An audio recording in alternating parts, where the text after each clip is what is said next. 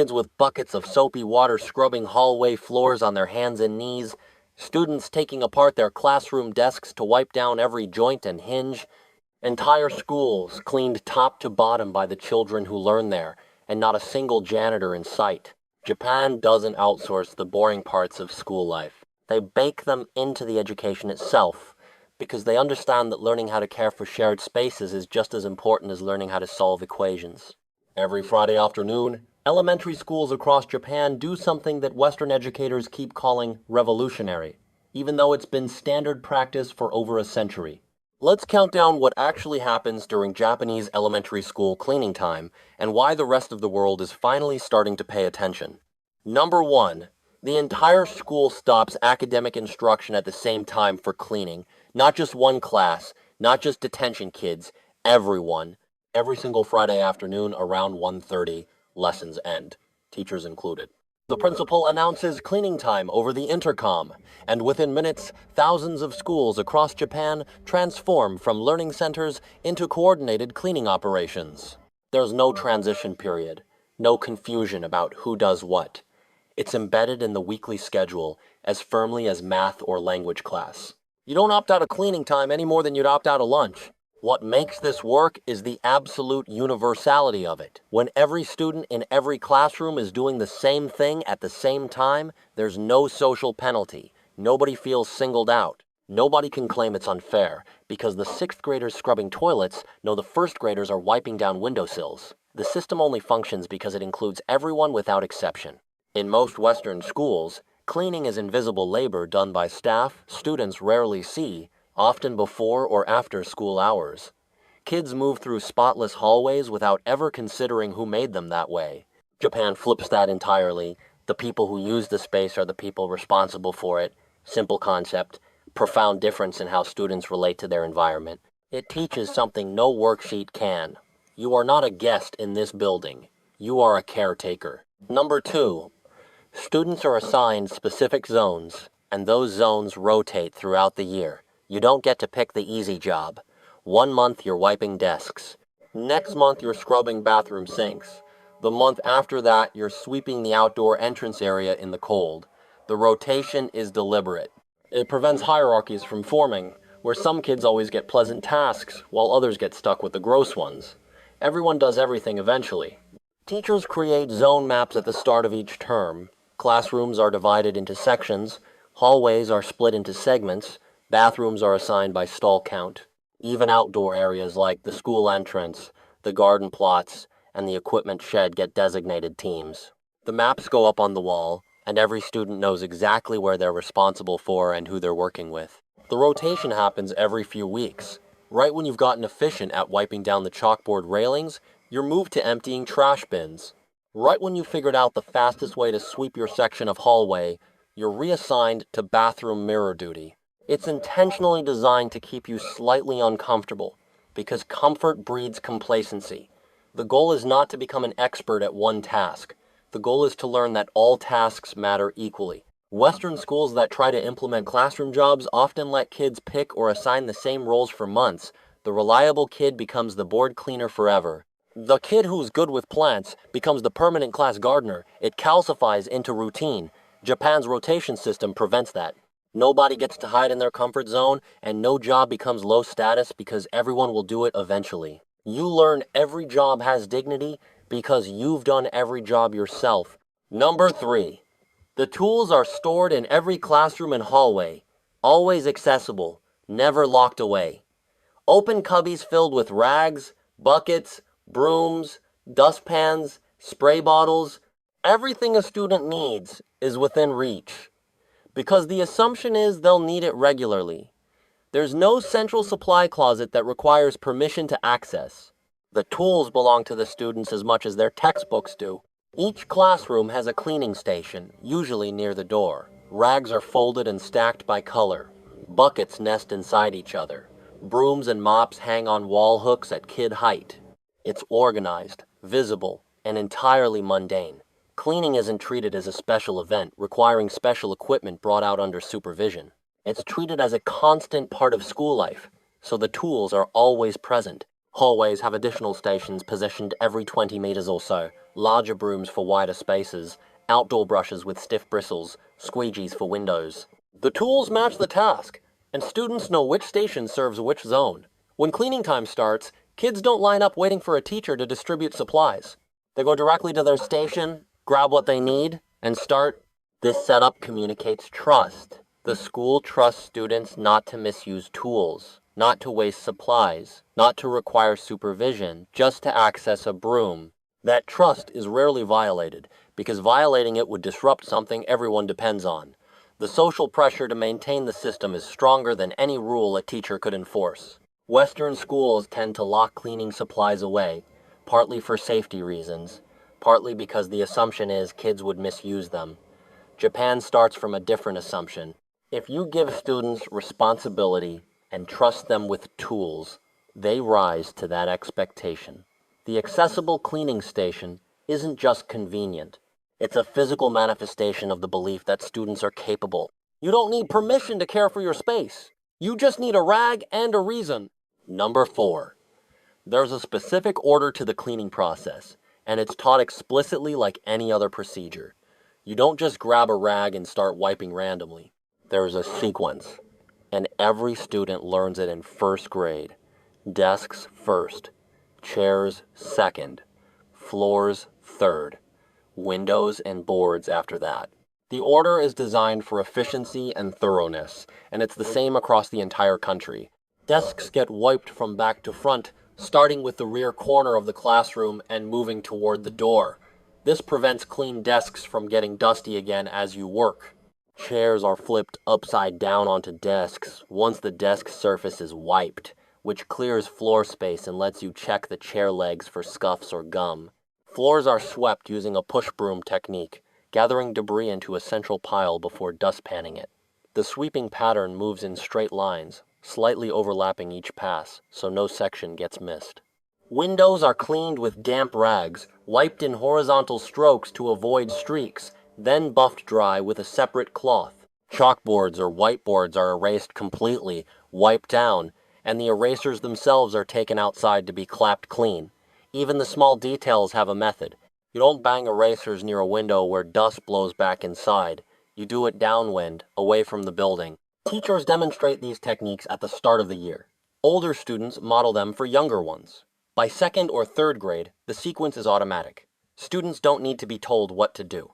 They see the classroom, mentally divided into the task sequence they've learned, and execute. Western cleaning is often treated as intuitive. Spray and wipe, sweep the floor. But without a taught method, efforts are uneven. One kid wipes in circles, leaving streaks. Another sweeps debris into a corner and forgets it. Japan treats cleaning as a skill with techniques that can be learned, practiced, and refined.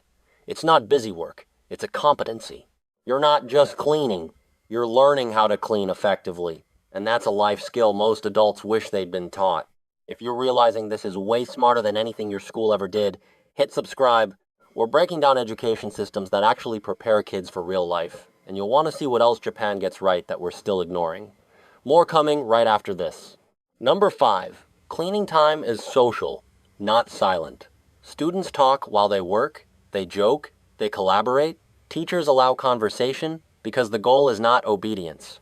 The goal is task completion and teamwork. As long as the work gets done well, the atmosphere can be relaxed. You'll see pairs of students carrying a bucket together, chatting about weekend plans while they refill it. You'll see groups sweeping a hallway in sync, turning it into a casual game of who can push the debris pile farthest without scattering it. The work itself is structured, but the social dynamic is loose. It's one of the few times during the school day when students can move freely, choose who they work near, and talk without raising their hand. This makes cleaning time something students don't dread. It's a break from sitting still. It's physical activity. It's social time with lower pressure than recess, because there's a shared task that gives the interaction structure. Shy kids who struggle with unstructured social time often do better during cleaning because there's something to do with their hands and a reason to be near others without forced conversation. Teachers join in. They're not supervisors standing with clipboards. They're wiping shelves, moving desks, refilling supply stations. They work alongside students, which flattens the hierarchy just slightly. A 6th grader might hand a teacher a rag. A teacher might ask a student the best way to reach a high window. It's collaborative in a way most classroom instruction isn't. Western schools that frame cleaning as punishment create resentment. Detention means scrubbing desks. Saturday school means mopping hallways. It associates physical work with penalty. Japan does the opposite. Cleaning is communal, routine, and social. It's not a punishment. It's just Friday afternoon. You're not being punished. You're contributing. And you're doing it with friends. Number 6. The standards are high, and students are expected to meet them without constant teacher correction. A clean classroom isn't subjective. Desks are aligned in straight rows. Floors have no dust or debris. Windows are streak-free. Trash bins are emptied and wiped inside. The bar is clear, and students internalize it young. Teachers do a final check after cleaning time ends, but they're not hovering during the process. They check results, not effort. If a section wasn't cleaned well, the student responsible is asked to redo it, but there's no lecture, just a calm redirect. The mirror has streaks, here's a dry cloth, try again. The expectation is that students will self-correct once they see the standard wasn't met. This builds intrinsic motivation. You're not cleaning to please a teacher. You're cleaning because the classroom should be clean, and you're responsible for your zone. The teacher's approval is secondary. The primary motivation is the shared standard everyone's agreed to maintain. Younger students get more guidance at first. First graders are shown what a properly wiped desk looks like versus a half-wiped one. They're taught to crouch down and check under furniture for missed debris. By third grade, that guidance is rarely needed. The standard is internalized. Students know what clean looks like, and they hold themselves to it. Western schools that implement student cleaning often lower standards to match what they assume kids can achieve. The bar drops, and the task becomes symbolic rather than functional. Japan keeps the bar where it would be if an adult were cleaning. The assumption is students can meet it. And because the assumption exists, students do. You're not doing a kid version of cleaning. You're doing actual cleaning. The difference is obvious the moment you walk into the classroom. Number 7. Bathrooms are cleaned by students. And yes, that includes toilets. This is the detail that stops most Western educators cold. But in Japan, it's non-negotiable. Bathrooms are part of the school. Students use them. Students clean them. Toilet bowls, sinks, floors, mirrors, stall doors, all of it. Students wear designated rubber gloves stored in the bathroom cleaning station. They use specific brushes and cleaning solutions kept separate from classroom supplies. The tools are color-coded so there's no cross-contamination. Blue brushes for toilets, green for sinks, yellow for floors. The system is designed for hygiene, and students are taught the importance of keeping tools separated. The process is methodical. Toilets are scrubbed inside the bowl with a designated brush and cleaner. The seat and exterior are wiped down with a disinfectant rag. Sinks are scrubbed to remove soap buildup. Mirrors are cleaned with glass cleaner. Floors are mopped last, starting from the far stall and working toward the exit so you don't step on wet floor. It's thorough, and students doing it are matter of fact. It's not gross. It's just part of the rotation. Western objections usually center on hygiene or dignity. Isn't it unsanitary? Isn't it demeaning? But Japan's approach is actually more hygienic than outsourcing bathroom cleaning to underpaid staff who may rush through it. Students cleaning their own bathrooms have a vested interest in doing it right, because they'll use that bathroom again tomorrow. And there's nothing demeaning about maintaining a space you use. What's demeaning is treating physical work as beneath you. The life lesson here is profound. No job is too dirty if it needs doing. The person who cleans the toilet is not lower status than the person who uses it. Everyone is both. That's a perspective most adults never develop because they've never had to clean a bathroom they share with others on a rotating basis. You learn humility with a toilet brush in your hand. And that's not a bad thing. Number 8. Outdoor spaces are included in the cleaning zones, and students take pride in them. School gardens, entryways, courtyards, even the area just outside the school gate. If it's part of the school environment, it's part of the cleaning responsibility. Students rake leaves. They pull weeds. They scrub the outdoor shoe cubbies, where students switch from street shoes to indoor slippers. Fall cleaning time means raking massive piles of leaves and bagging them for compost. Winter means sweeping snow off entrance steps. Spring means weeding the garden beds and trimming back overgrowth. The outdoor work is seasonal, and students experience the rhythm of maintaining a space through changing conditions. They see how a garden they weeded in April blooms in May because of their effort. The school entrance is a particular point of pride. It's the first thing visitors see, and students know that. They sweep it carefully. They wipe down the shoe cubbies. They make sure no trash is visible. The entrance represents the school, and by extension, it represents them.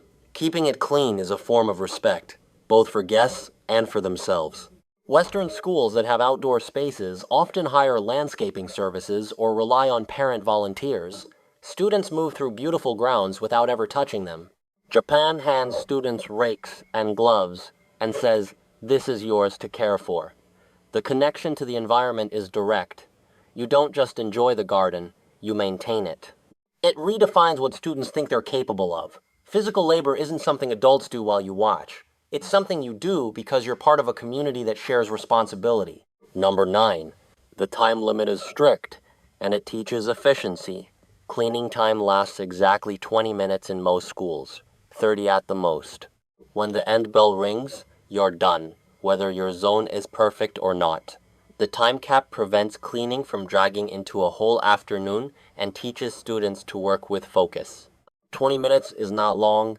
It's just enough time to complete your zone if you stay on task. Socialize too much, and you'll run out of time and have to redo your section after school. Work efficiently, and you finish with a few minutes to spare. The time pressure is mild but real. It mirrors adult work life, where deadlines matter and efficiency is rewarded. Students learn to estimate task duration. How long does it take to wipe down 15 desks? How long to sweep a hallway section? They get faster with practice, and they learn to prioritize. If you only have 5 minutes left and the floor is half swept, you focus on the high traffic area and leave the corners for next time. It's practical time management taught through repetition, not lecture. Western schools rarely give students experience with timed physical tasks. Assignments have due dates, but they're days or weeks away. Cleaning time gives immediate feedback. The bell rings. Time's up. Did you finish? If not, why not? And what will you adjust next week? It's low-stakes practice for a high-stakes skill. You learn that effort without time awareness is incomplete. Speed matters, quality matters. Balancing both is the skill. Number 10. Teachers evaluate the results together with students, not as a grade, but as a feedback loop. After cleaning time ends, homeroom teachers walk through zones with the students responsible. They point out what was done well, they point out what was missed. It's a 2-minute check-in, not a formal review, but it closes the loop. You see the result of your effort reflected back to you immediately. If something wasn't done well, the conversation is simple. The floor under the bookshelf still has dust. Did you move the shelf, or just sweep around it? Next time, move it. The feedback is specific and actionable. It's not critical, it's coaching. The goal is improvement, not blame. If something was done especially well, teachers acknowledge it. The windows look great. No streaks at all. Nice work. The acknowledgement is brief but genuine. Students learn that good work gets noticed, even if it's something as mundane as a clean window. This immediate feedback loop is rare in Western education. Assignments are turned in and returned days later. The connection between effort and outcome is delayed. Cleaning time gives instant feedback. You cleaned your zone. Walk through it with your teacher. See what you did well and what you missed. Adjust next week. The learning cycle is compressed into minutes. It builds self-assessment skills. You start checking your own work before the teacher arrives. You crouch down to check under desks. You step back to see if the floor looks even. You internalize the standards and become your own evaluator. You stop waiting for someone to tell you if you did well. You know. Number 11. The practice builds ownership and reduces vandalism. When students clean their school daily, they treat it differently. Graffiti is rare. Deliberate damage is almost non-existent. You don't trash a space you're responsible for maintaining. The connection is direct and emotional. This is my classroom. I wiped those desks. I swept that floor. Damaging it would mean more work for me and my classmates. Japanese schools have far lower rates of property damage than comparable schools in other countries. Part of that is cultural, but part of it is structural. When students are the cleaning staff, they're also the stakeholders. They have skin in the game. Vandalism isn't a victimless act against the school, it's an act against the people who will have to clean it up, and those people are your classmates. Western schools spend enormous amounts on repairs and maintenance for damage that wouldn't happen if students felt ownership. Broken bathroom fixtures, graffiti on desks, trash deliberately thrown on floors. It's not that Western kids are worse. It's that the system has taught them the space isn't theirs. Someone else will clean it. Someone else will fix it. Japan teaches the opposite from day one. Ownership doesn't come from lectures about respect. It comes from responsibility. You care for what you maintain. Number 12. The system teaches skills most adults lack. How to clean effectively. How to organize a shared space. How to work as part of a maintenance team. These aren't academic skills, but they're life skills, and most people graduate without them. Japan embeds them into elementary school so deeply that they become automatic. By the time a Japanese student finishes 6th grade, they know how to clean a bathroom properly. They know how to organize cleaning tools. They know how to assess whether a space is truly clean or just looks clean at first glance. They know how to collaborate on a physical task without a supervisor micromanaging every step. These skills transfer directly to adult life. Keeping a home, managing a workspace, contributing to a shared living situation. Western education focuses almost entirely on cognitive and academic skills. Physical skills, especially maintenance skills, are ignored or outsourced. Students graduate able to write essays but unable to mop a floor effectively. They can solve equations but can't organize a cleaning routine. The gap is real, and it shows up in early adulthood when people live independently for the first time and have no idea how to maintain their environment. Japan doesn't treat cleaning as a distraction from real learning. They treat it as part of real learning. The student who can calculate the area of a triangle and also scrub a sink without leaving grime is more educated, not less. You don't graduate just knowing things. You graduate able to do things. And that includes the unexciting, necessary things that make daily life functional. Number 13. It's universal across income levels and school quality. Private schools do it, public schools do it, schools in wealthy areas and schools in struggling neighborhoods. Cleaning time is not a poor school thing or a discipline problem school thing. It's a Japan thing. That universality removes any stigma and ensures every student gets the same foundation in responsibility and practical skills. Western schools that try student cleaning often limit it to schools with budget issues or behavior problems.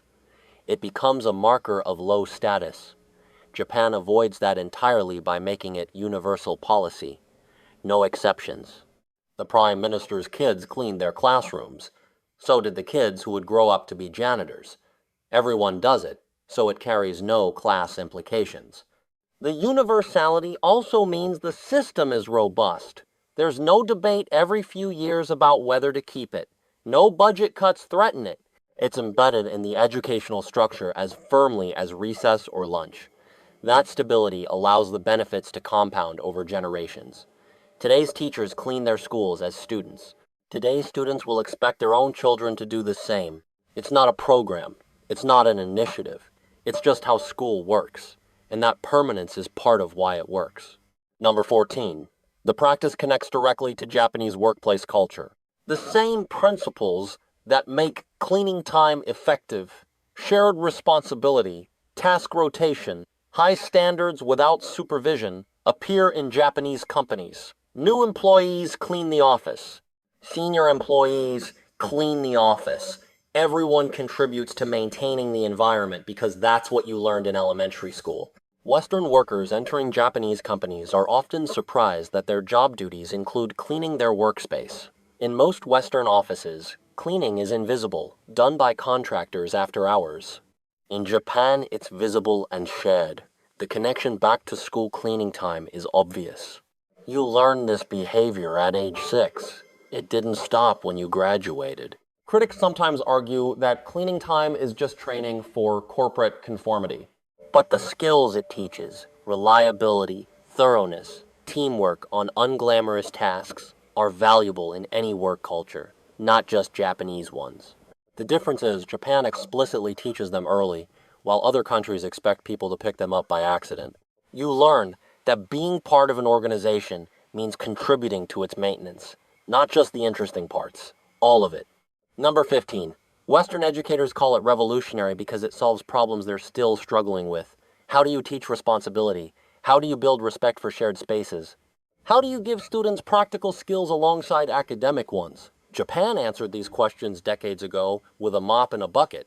Schools in the US, UK, Canada, and Australia are starting to experiment with student cleaning programs, often calling them innovative pilot projects. They're treating as cutting edge what Japan has treated as standard practice since the late 1800s. The results in these pilot programs are consistent. Vandalism drops. Students report feeling more connected to their school. Teachers notice improved collaboration skills. It's working exactly as it works in Japan because the underlying principles are sound. The resistance comes from cultural assumptions. Cleaning is low-status work. Students should focus on academics.